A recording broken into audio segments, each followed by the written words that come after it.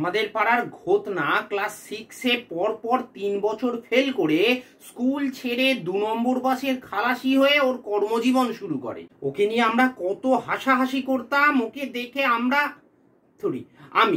অন্তত আমি এটা ভেবে আশ্বস্ত হতাম, একটা আত্মবিশ্বাস পেতাম যে আমার চেয়েও মাথা মোটা কেউ এই পৃথিবীতে এক্সিস্ট করে। তারপর ঘোতনা যখন 15 বছর 9 মাস বয়সে ওর থেকে 3.5 মাসের বড় রাধিকে বিয়ে করে নিয়ে এলো, তখন ওর নির্বুদ্ধিতায় কতই না তামাশা করেছি।